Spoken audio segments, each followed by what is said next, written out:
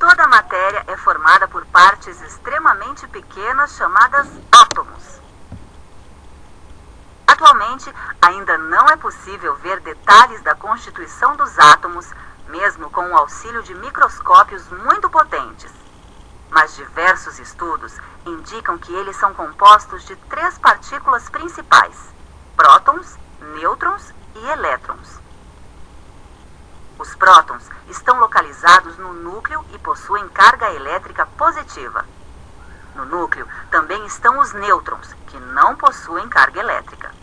Já os elétrons possuem carga elétrica negativa e movem-se continuamente em torno do núcleo, na região chamada eletrosfera. Os átomos possuem o mesmo número de prótons e de elétrons, ambos com cargas elétricas de mesma intensidade.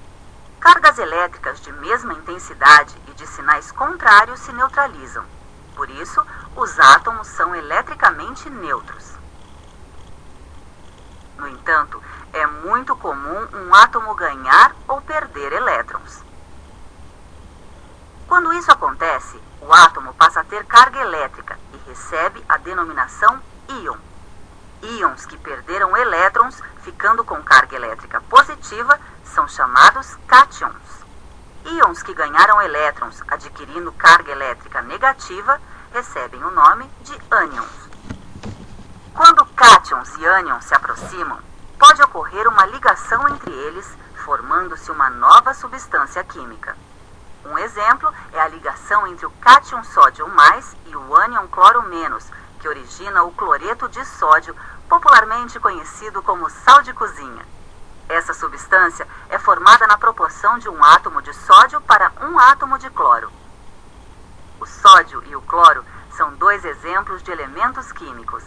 Um elemento químico é definido como conjunto de átomos que tem mesmo número atômico, isto é, o mesmo número de prótons em seus núcleos. No caso do cloro, por exemplo, o número atômico, representado pela letra Z, é 17, indicando que todos os átomos de cloro têm 17 prótons em seu núcleo. O número de massa de um átomo é representado pela letra A e corresponde à soma do número de prótons e do número de nêutrons. O número de massa do átomo de cloro apresentado é 35. Os elementos químicos estão organizados na tabela periódica.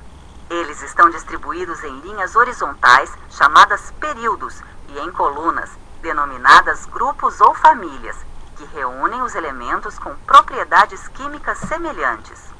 Os elementos químicos podem ser classificados em metais,